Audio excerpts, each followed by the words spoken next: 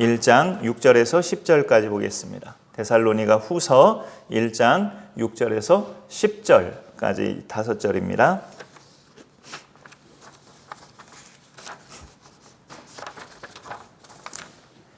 일단 오늘은 제가 봉독할 테니 같이 눈으로 보시면 좋겠습니다.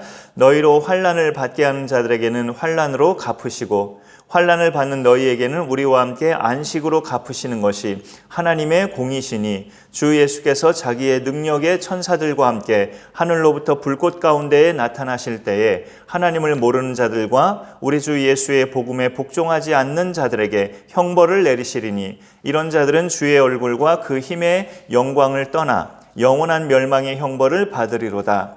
그날에 그가 강림하사 그의 성도들에게서 영광을 받으시고 모든 믿는 자들에게서 놀랍게 여김을 얻으시리니 이는 우리의 증거가 너희에게 믿어졌음이라. 아멘.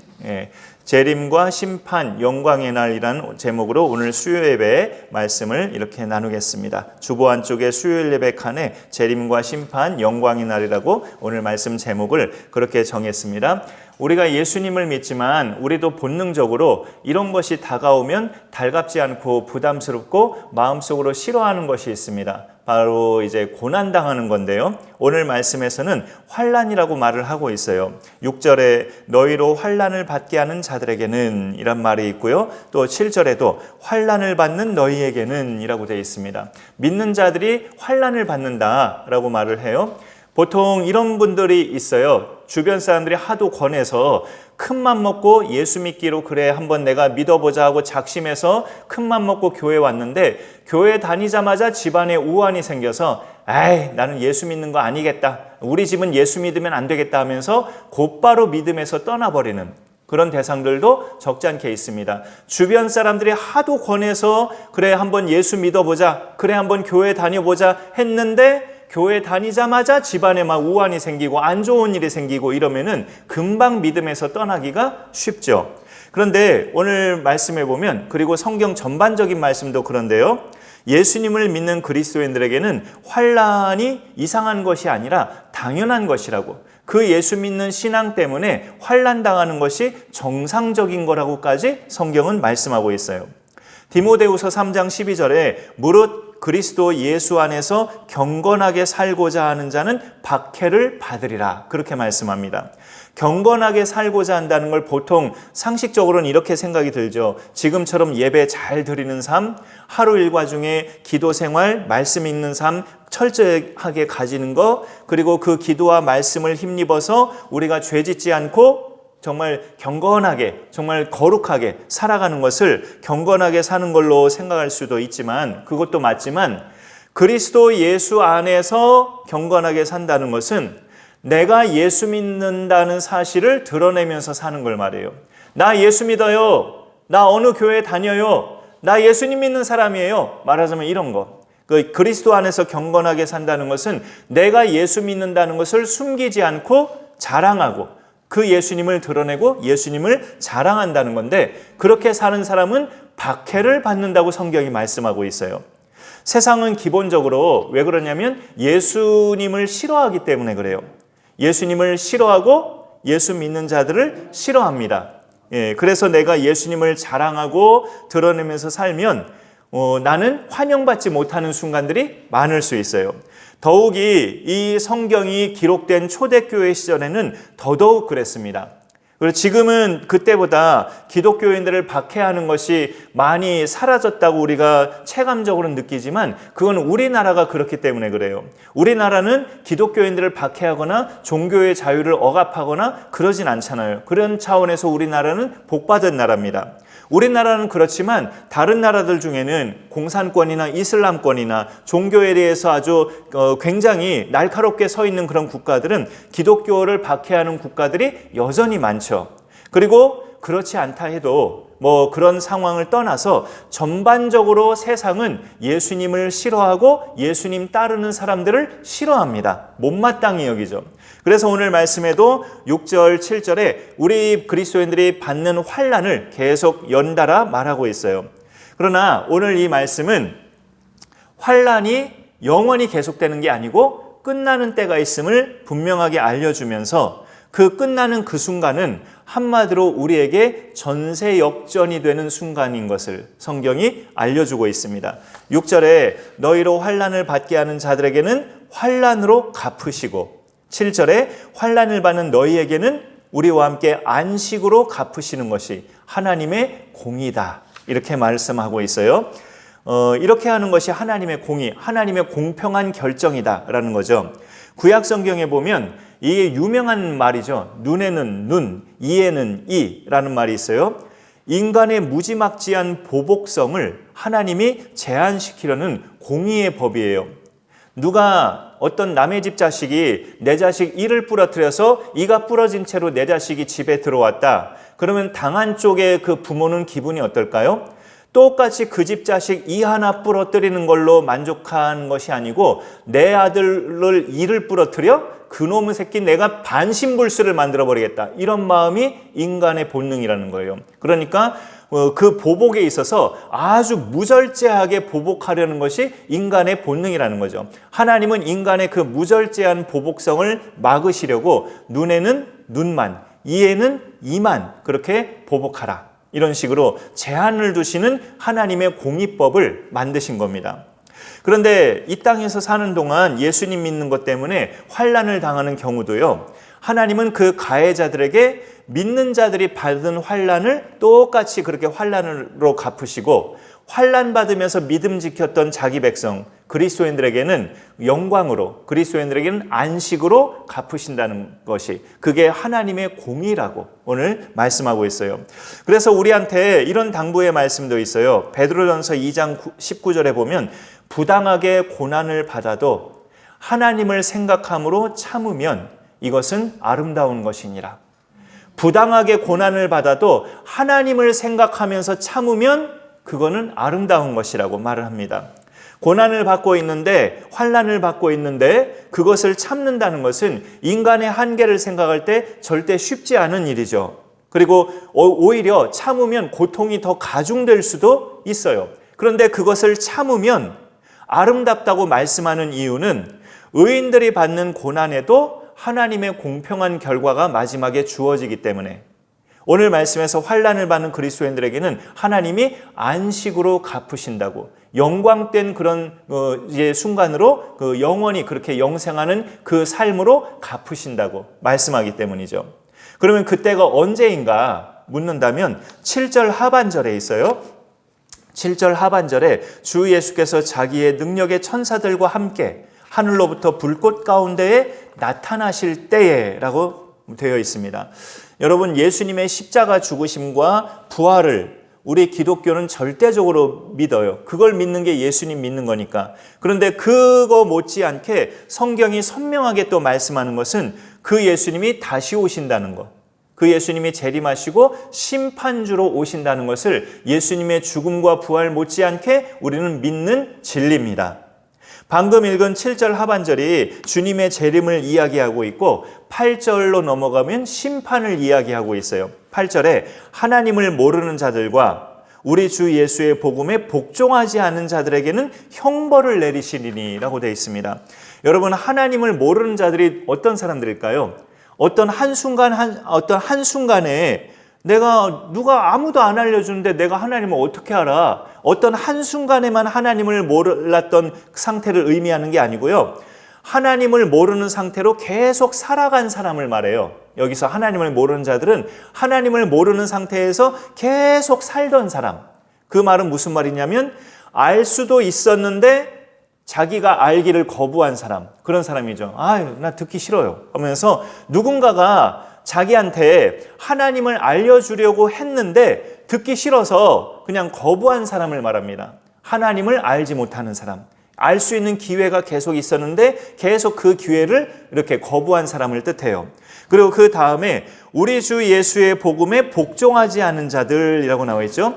예수님의 복음을 받아들여서 예수님을 믿는 것이 하나님을 믿는 건데, 자기 죄 때문에 이 땅에 오셔서 십자가 죽음까지 당하신 그 예수님을 믿기 싫다는 거죠. 내가 뭐 죄가 그렇게 많다고 예수라는 분이 나 때문에 죽어, 말도 안 되는 소리 하고 있어 하면서 그 예수가 자기 때문에 죽었다는 것을 듣기 싫어하고 그런 죄라는 말만 들어도 기분 나빠하고 내가 뭘 그렇게 나쁜 짓을 많이 했어? 하면서 이런 식으로 반발하는 그런 사람들. 그것이 바로 이제 예수의 복음을 받아들이는 것을 거부하는 사람들인 거죠. 그런 자들에게 하나님께서 그렇게 내리시는 결과는 여기 말씀해 보니까 8절 하반절에 일단 보시면 형벌을 내리시니 라고 간단하게 나와 있는데 구체적인 것은 9절로 넘어가야 또 있어요. 이런 자들은 주의 얼굴과 그 힘의 영광을 떠나 영원한 멸망의 형벌을 받으리로다. 8절 끝에서는 간단하게 형벌을 내리시리니 라고 되어 있는데 이 형벌은 9절 끝에 보니까 영원한 멸망의 형벌이래요. 끝도 없는 영원한 멸망의 형벌. 어떤 자들에게 하나님을 알 수 있는 기회가 있었는데도 계속 알려고 하지 않고 모른 채로 살아간 자들, 우리 주 예수의 복음에 복종하지 않은 자들, 복음이 들려질 때마다 복음 듣기 싫어했던 사람들, 거부했던 자들, 그런 자들에게는 영원한 멸망의 형벌이 기다리고 있다는 그런 무서운 경고의 말씀이 있습니다. 그것이 그리스도께서 강림하실 때에 이제 한순간에 그런 결과가 임한다는 것을 여기서 말씀하는데요. 또 말씀해 보면 여기서 얼굴을 비추지 않으신다라는 그런 말씀이 있잖아요. 이런 자들에게는 주의 얼굴과 그 힘의 영광이 떠난다고. 얼굴이 안 비춰진대요. 여러분, 하나님께서 인간에게 이렇게 얼굴을 비추신다는 것은 그를 용서하시고 사랑하시고 은혜를 베푸신다는 의미죠. 부모가 그 자식의 얼굴을 이렇게 쳐다보는 게 무슨 뜻일까요? 자식의 얼굴을 부모가 쳐다본다는 것, 이 괘씸한 놈 이러면서 쳐다보는 걸까요? 그런 것은 아니잖아요. 그 자식이 사랑스럽고 자식이 아무리 잘못했어도 용서하는 마음으로 부모는 자식의 얼굴을 쳐다보죠. 하나님께서 인간에게 얼굴을 비추신다는 것은 그 인간을 용서하시고 사랑하시고 은혜 베푸신다는 뜻이에요. 그런데 하나님을 계속 모르는 상태에서 살던 사람들, 예수의 복음에 복종하지 않은 자들에게는 주님의 그 얼굴이 가려진다고, 그 영광을 비추지 않겠다고 오늘 말씀하는 겁니다. 그 상태를 영원한 멸망이라고 오늘 말씀하고 있어요. 그런데 그러면 그 반대의 대상들, 이 땅에서 사는 동안에 하나님을 모르는 자들로부터 어려움 당하고 환난을 받고 예수 믿는 것 때문에 고난을 당한 그리스도인들에게는 반대로 주님이 그 얼굴을 비추시고 당신의 영광을 보여주신다고, 거두지 않으신다고, 이렇게 우리의 이름을 부르면서 아무개야 아무개야 나의 얼굴을 보라 하면서 그 얼굴을 비춰주신다고 말씀하고 있습니다. 여기 말씀해 보면은, 여기 말씀이 아니고 구약 성경에 보면 민수기 6장에 이런 명령을 하나님께서 제사장 아론과 그 아들에게 하시는 내용이 있어요. 너희는 이스라엘 자손에게 이렇게 축복하라 명령하시면서 여호와는 그 얼굴을 네게 비추사 은혜 베푸시기를 원하며, 그렇게 말하라고. 이스라엘 백성에게 너희는 축복할 때 여호와는 그 얼굴을 너희에게 비추사 은혜 베푸시기를 원하노라 라고 그렇게 말하라는 거예요.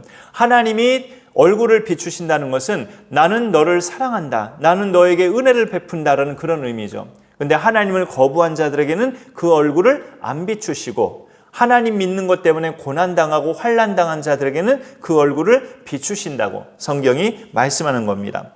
오늘 말씀에서 우리 주님이 오실 때 특별히 환난당하는 것 때문에, 믿음 지킨 것 때문에 환난당한 성도들에게는 주님이 영광을 받으신다는 그런 말씀도 있어요. 10절에 보면은 그날에 그가 강림하사 그의 성도들에게서 영광을 받으시고 모든 믿는 자들에게서 놀랍게 여김을 얻으시리니 이는 우리의 증거가 너희에게 믿어졌음이라 라고 말씀하고 있습니다.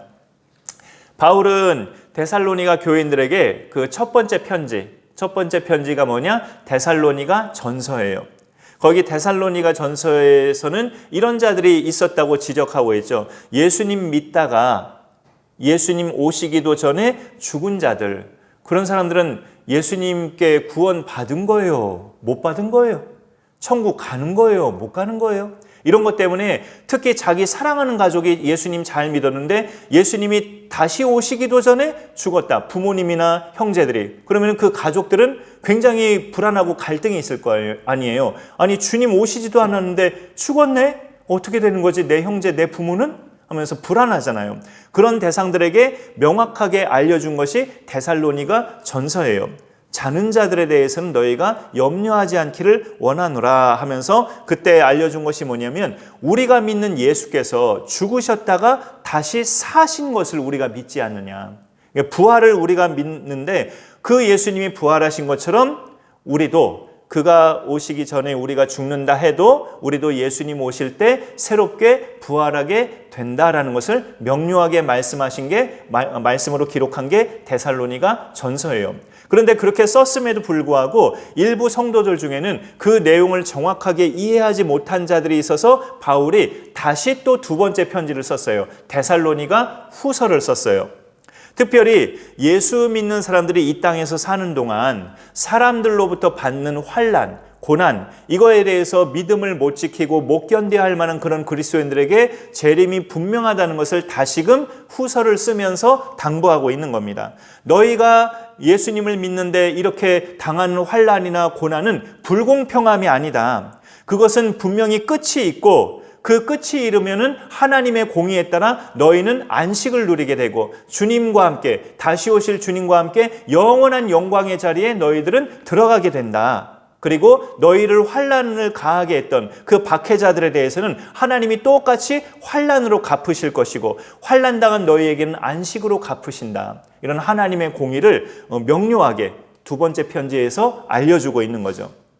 그리고 이렇게 주님이 오시면 박해자들은 영원한 멸망의 형벌로 다시는 나올 수 없는 영원한 멸망의 형벌로 가게 되고 너희는 주님과 함께 영원한 영생으로 가게 된다는 것을 성경의 전반적인 그런 진리를 따라 바울이 알려주고 있습니다. 그것이 바로 오늘 말씀의 제목처럼 재림과 심판, 영광의 날에 해당하는 사건들이죠. 우리 예수님의 재림과 심판, 영광을 오늘 말씀에서 그렇게 조목조목 알려주고 선포하고 있는 겁니다. 하나님의 모든 약속은 여러분 다 말씀대로 이루어졌어요. 창세기부터 말라기까지 또 마태복음에서 그 앞에 요한계시록 한 전반부까지 모든 말씀은 우리가 살아오는 동안까지 다 이루어졌는데 이제 남은 거는 예수님의 재림과 불신자들에 대한 심판, 그리고 성도들이 주님과 함께 받을 영원한 영광, 이것만 남았어요. 그것을 우리가 기다리면서 우리는 살아가고 있는데 올 한 해도 그럭저럭 한 달 남았습니다. 그 말은 무슨 말이냐면 예수님이 다시 오실 날이 점점 가까워지고 있다라는 거예요. 그래서 우리는 올 한 해도 우리가 죄 지은 것 아직 하나님 앞에 자백하지 못한 그런 죄도 한 달 동안에 은혜 가운데 잘 자백하고 우리 자신을 더욱더 하나님의 백성답게 살게 하는 그런 믿음의 삶을 잘 살아가야 되겠죠. 우리의 믿음을 더 잘 지켜나가면서 성도의 반열에서 세상 사람들의 반열이 아닌 그리스도 예수님을 믿는 성도의 반열에서 그가 다시 오시기까지 끝까지 믿음 잘 지키면서 내가 믿는 예수님을 또 사람들에게 자랑하면서 그렇게 승리하는 삶을 누려가실 수 있기를 간절히 축원합니다. 네, 제가 기도하겠습니다. 하나님 감사합니다. 오늘도 우리에게 말씀하여 주셔서 감사드립니다. 또 11월 마지막 수요 예배로 우리가 또 드리고 한 달 남은 올 한 해도 참으로 이렇게 세월이 빠르게 지나감을 우리가 새삼 깨닫게 됩니다. 그만큼 예수님이 다시 오실 날이 점점 가까워지고 있는데 그 때를 맞이하기 전에 우리는 이 땅에서 어떤 환난이나 고난 가운데 처한다 할지라도 우리의 믿음을 지키면서 하나님이 부어주시는 이 믿음과 그 믿음 따라 받은 구원과 영생 이런 귀한 약속들을 우리가 끝까지 붙잡고 이 땅에서 믿음 따라 잘 살아갈 수 있는 우리 모두가 되게 하여 주옵소서. 나를 구원하시고 내가 믿고 있는 예수님을 남들 앞에서 우리가 자랑하며 드러내는 믿음의 사람들로 멋지게 살아갈 수 있는 우리 모두가 되게 하여 주옵소서. 감사드리며 예수님의 이름으로 기도 올리옵나이다. 아멘.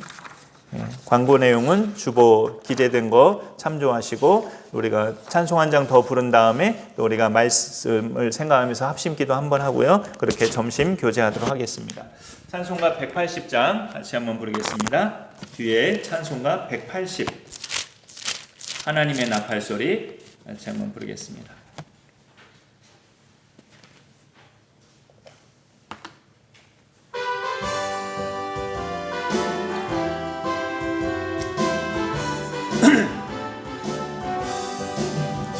하나님의 나팔 소리 전지 진동할 때에 예수 영광 중에 구름 타시고 천사들을 세계 만국 모든 곳에 보내어 구원받은 성도들을 모으리. 180 나팔 불 때 나의 이름 나팔 불 때 나의 이름 나팔 불 때 나의 이름 부를 때에 잔치 참여하겠네.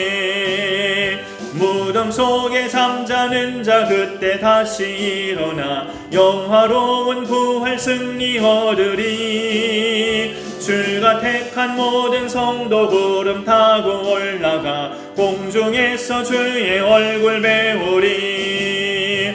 나팔 불 때 나의 이름 나팔 불 때 나의 이름 나팔 불 때 나의 이름 부를 때에 잔치 참여하겠네. 주님 다시 오실 날을 우리 알 수 없으니 항상 기도하고 깨어 있어서 기쁨으로 보좌 앞에 우리 나가서도록 그때까지 참고 기다리겠네. 나팔 불 때 나의 이름 나팔 불 때 나의 이름 나팔 불 때 나의 이름 부를 때에 잔치 참여하겠네.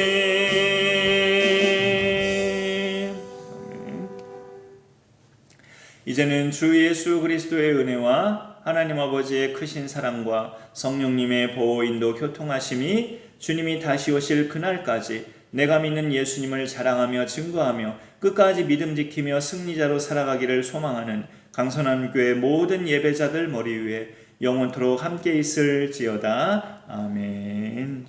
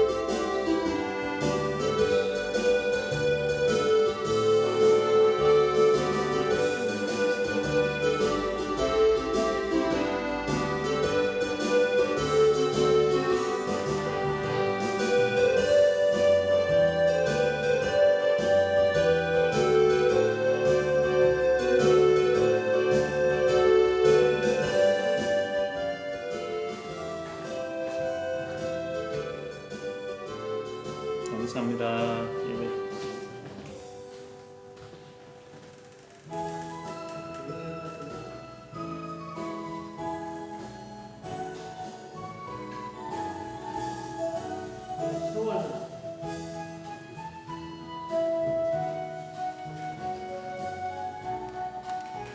아까 어머니가 좀 뭐 2, 3분 후에 오라고 해서 이렇게 좀 조금만 가볼게요. 금방 나도 되긴 할 텐데.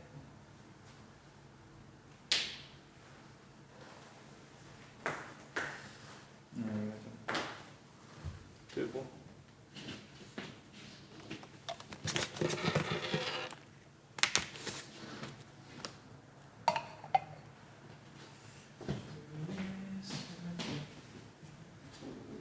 요즘에는 이 오솔길 공원에서 저희가 두 분을 이렇게 자주 뵙지 못했죠. 수요일 오후마다 오솔길 공원 계속 가긴 하는데. 예, 수요일요? 예, 수요일. 몇 시에요? 아침에요? 아니 2시 반에서 3시 반 있다가 이렇게 보통